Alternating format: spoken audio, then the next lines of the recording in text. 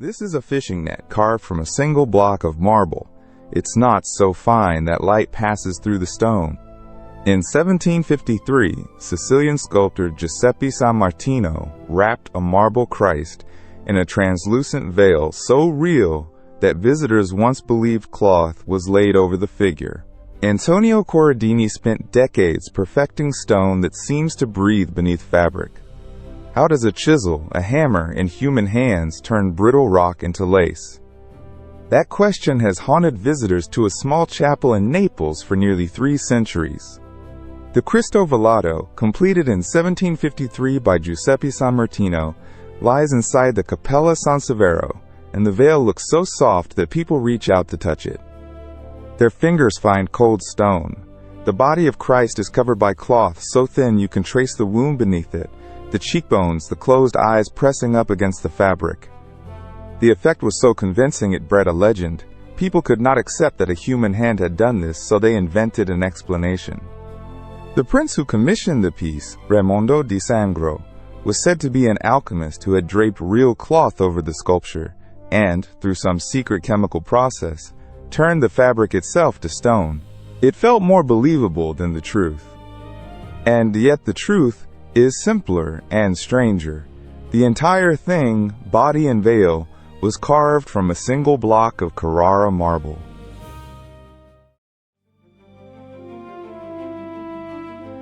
To understand why that single block detail matters, you have to understand what marble is, and why it should never be able to do this.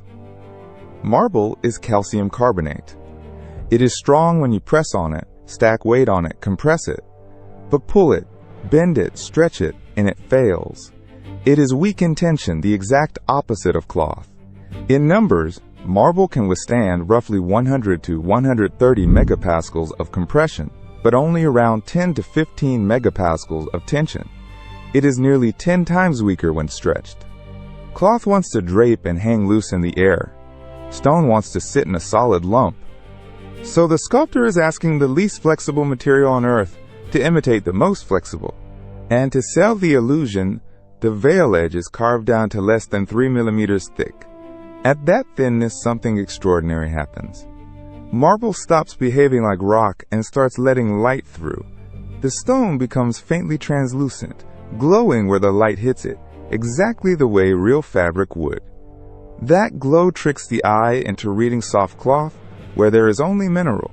The finished Cristo Velato measures 1.8 meters in length and rests on a marble mattress and pillow that were carved from the same operation, the whole figure lying at knee height so that every visitor looks down onto the face.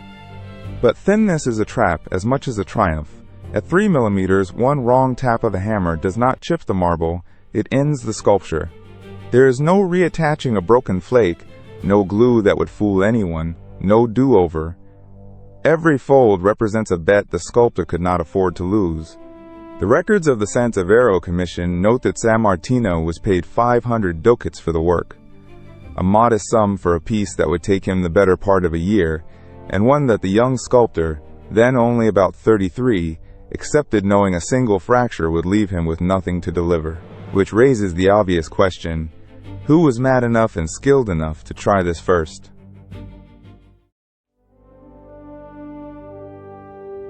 That honor does not belong to Sammartino. Decades before the Veiled Christ, a Venetian named Antonio Corradini was already chasing the same impossible effect. Born in 1688, Corradini spent his career learning how to make stone look like it was hiding something underneath. In Venice, he carved veiled busts, faces peering out from behind marble gauze, long before he set foot in Naples. He worked for patrons across Europe, too, spending years at the imperial court in Vienna in the 1730s, and carving veiled figures for the gardens of Dresden, so that by the time he reached Naples, his reputation as the master of the covered face had already crossed 3 borders. He was building a grammar for how fabric behaves in stone. Corradini brought that Venetian mastery to the same chapel that holds the Veiled Christ. In 1752, he carved a figure called Pudicizia, or Modesty, a veiled woman whose face reads clearly through the marble covering her. A memorial to Cecilia Gaetani dell'Aquila d'Aragona, the mother of Raimondo di Sangro, who had died when the prince was less than a year old.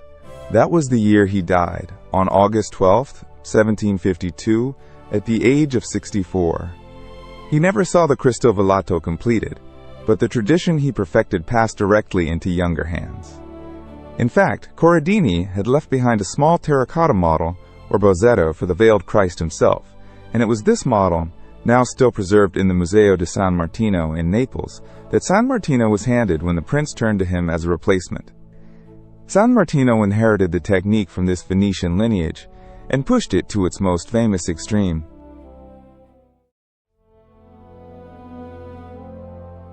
What Corradini figured out, and San Martino refined, was that the veil is never really the hard part, it is only half the sculpture. To carve convincing cloth over a body, you have to carve the body too, the body that will never be seen. The sculptor works two surfaces at once. There is the skin, the muscle, the rib cage beneath, and the fabric floating above it. If the hidden anatomy is wrong, the veil over it will look wrong, even though no one can see the flesh directly. This is why the sculptor has to imagine the entire figure as though naked, then drape imaginary cloth over that mental image, and only then start cutting. The illusion lives in the gap between the two surfaces. To create that gap, the sculptor uses undercutting, hollowing out shadow between veil and skin, so the fabric appears to lift away and hang free. Drills bore holes into the marble to detach a fold from the body behind it. Then rasps and abrasives thin the surface down and down until the light comes through.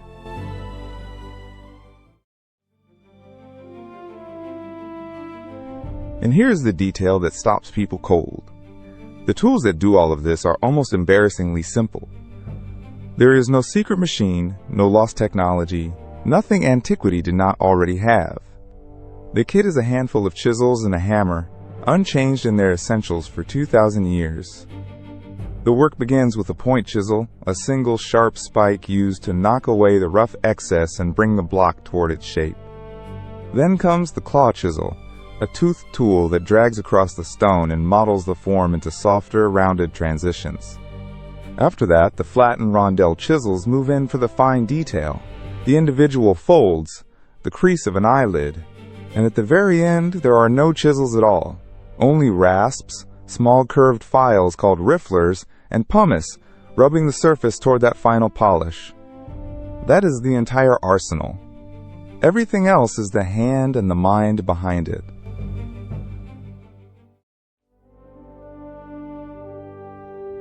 With those same simple tools, a later sculptor pushed the illusion into genuinely uncanny territory. His name was Raphael Monti, born in Milan in 1818, the son of a sculptor, and he mastered what you might call the double veil.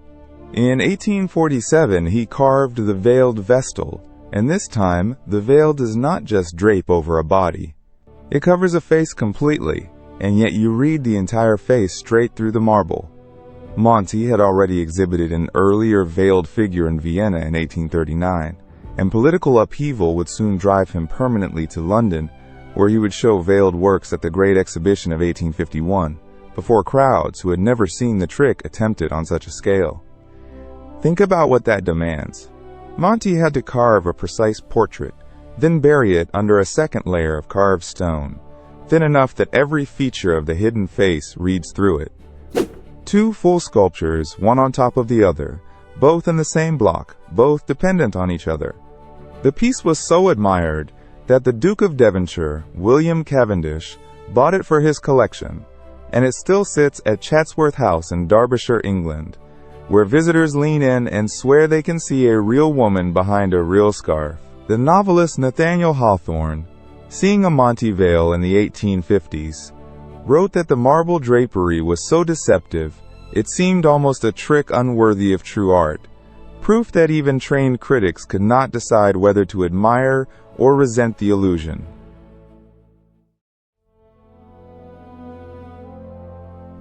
As astonishing as the veils are, there is something in the Cappella San Severo that sculptors consider even harder. It is not a veil, it is a net. Between 1753 and 1754, Francesco Chirolo, a Genoese sculptor born in 1704, carved a piece called Il Disingano, release from deception, and part of it is a full fishing net thrown over a figure, a net made entirely of marble, thousands of interlocking knots, each one free of the others. The figure struggling free of that net was a memorial to Antonio de Sangro, the prince's father, and the net was meant as an allegory of a soul freeing itself from the entanglement of sin. A veil is one continuous sheet. A net is a lattice of holes and knots, every strand needing to be freed on all sides, every knot standing separate in the air. There is nothing solid to lend it strength. The story goes that the craftsman under Carollo refused to finish the net, convinced the slightest touch would shatter the fragile web into gravel, so that Carollo was forced to complete the entire lattice with his own hands over roughly 7 years of labor. Whether literally true or not, it tells you how the work was regarded even by the people doing it. This was carving that felt like tempting fate. The net does something else too. It proves the honesty of the whole enterprise. When a net or a chain is carved from one block, there are no seams, no join where a separate piece could have been slipped in and glued. A skeptic looking at a marble veil might mutter that maybe part of it was assembled. A marble chain kills that argument dead. Consider what a continuous marble chain requires. Every link has to be freed from the block by drilling through the stone and patiently undercutting all the way around so the link hangs loose but is never detached from its neighbor. No link can be glued back on, because a glue join would be visible and betray the fraud. The chain proves the object is monolithic. One piece of stone, start to finish, not a composite, and every link is a fresh risk. A single crack anywhere destroys weeks of labor in an instant.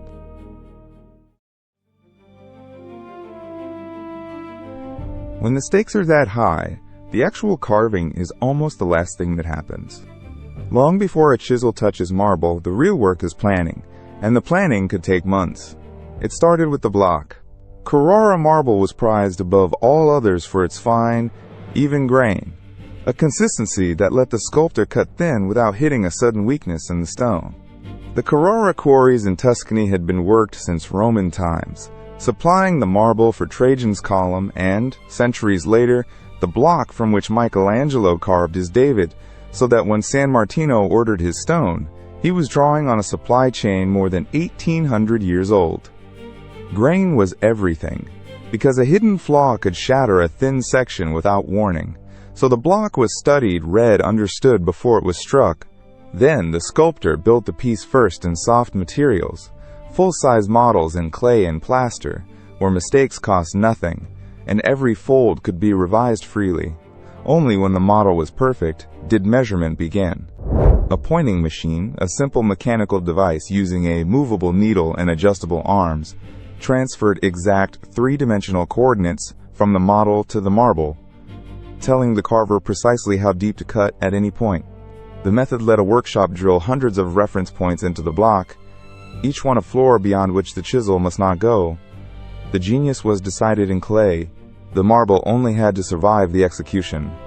And survival came down to the last passages of thinning, where the whole thing could still die after months of flawless work. This is the moment of maximum risk. The veil edges are being polished down until light finally penetrates the stone. And remember, the translucency is purely optical, produced by how thin the marble is, not by any transparency in the material. Thin enough to glow means thin enough to snap. On lace this fine, this load-bearing, there is no repair possible. You cannot reinforce it, patch it, or hide a flaw.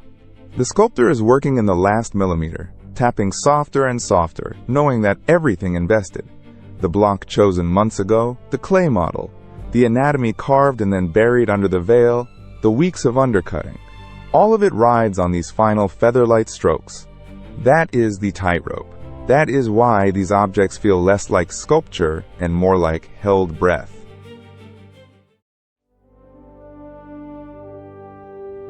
So after all the legend and fear, the modern question is whether any of it was faked. Whether Raimondo di Sangro really did dip cloth in some alchemical bath. Science has spoken clearly. Studies of the crystal velado confirm it is solid marble throughout. There is no cloth inside it, no wax, no hidden armature, no chemistry. There is no evidence whatsoever for the alchemy legend that grew up around the prince. The truth turned out more impressive than the myth. What people mistook for transformed fabric was simply the natural translucency of marble carved impossibly thin, glowing under the chapel light, exactly as cloth would. The legend was a way of refusing to believe in human skill. Science handed the credit back to the hands that earned it.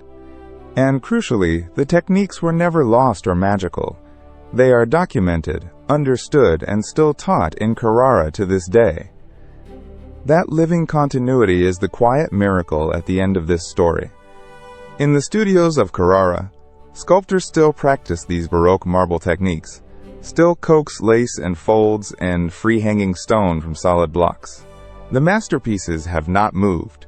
The veiled Christ, modesty, the marble net, all remain in the Cappella San Severo in Naples, while the veiled Vestal stays at Chatsworth.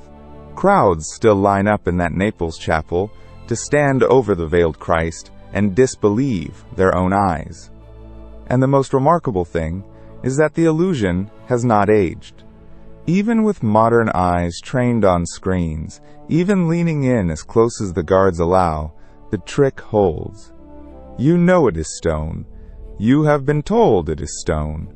Science has confirmed it is stone. And still, some part of you insists that is fabric, that is a real net, that is soft cloth resting on a body. That is a whole achievement in one sentence, stone so thin light passes through. That is what a chisel, a hammer, and a pair of human hands accomplished with no machines and no shortcuts. They made brittle rock hang in the air like gauze and outlasted every legend invented to explain them away. 3 centuries on, the marble still wins the argument with our eyes. If you would like to see more stories where craft turns the impossible into the ordinary, consider subscribing and staying with us.